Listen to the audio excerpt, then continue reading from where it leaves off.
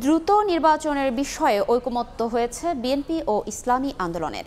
এ বিষয়ে অন্যান্য দলের সঙ্গে আলোচনা চলমান থাকবে বলে জানিয়েছেন ইসলামী আন্দোলনের আমির।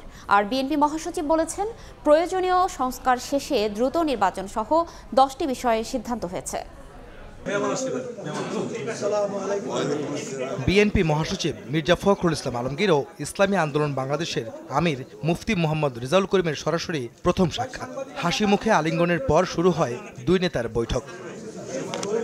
সোমবার দুপুরে পুরানা পল্টনে এই বৈঠক চলে প্রায় 2 ঘন্টা। পরে বিএনপি মহাসচিব জানান, প্রয়োজনীয় সংস্কার শেষে দ্রুত সময়ের মধ্যে নির্বাচন সহ 10টি বিষয়ে একমত হয়েছেন তারা। মোটামুটি একমত হয়েছি যে বিষয়গুলোতে ভোটাধিকার সহ সকল মানবাধিকার রক্ষায় জাতীয় ঐক্যমত গড়ে তোলা, ন্যূনতম প্রয়োজনীয় সংস্কার শেষ করে দ্রুত সময়ের মধ্যে সুষ্ঠু গ্রহণযোগ্য নির্বাচনের ব্যবস্থা করা, দ্রব্যমূল্যের ঊর্ধ্বগতি রোধ এবং সকল অধিকার বঞ্চিত মানুষের অধিকার প্রতিষ্ঠা করা, আইন শৃঙ্খলা স্বাভাবিক করে নিয়ে আসার ব্যবস্থা করা, আওয়ামী ফ্যাসিবাদ বিরোধী সকল শক্তি দেশ পুনর্গঠনে ঐক্যবদ্ধভাবে কাজ করবে।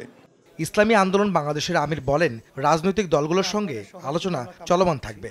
চলতি বছরের মধ্যেই নির্বাচন চান তারা। খুব বেশি সময়টা না নিয়ে যৌক্তিক, সেই যৌক্তিক সময়টা আমরা বলেছি 1 থেকে 1.5 বছরের মধ্যে, এরকম একটা কথা আমরা বলেছি।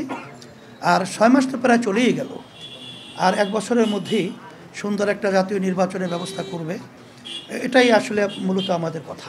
গত 21শে জানুয়ারি বরিশালে ইসলামী আন্দোলনের আমিরের সঙ্গে বৈঠক করেছিলেন জামায়াত আমির। আহমেদ সালেহীন, সময় সংবাদ, ঢাকা।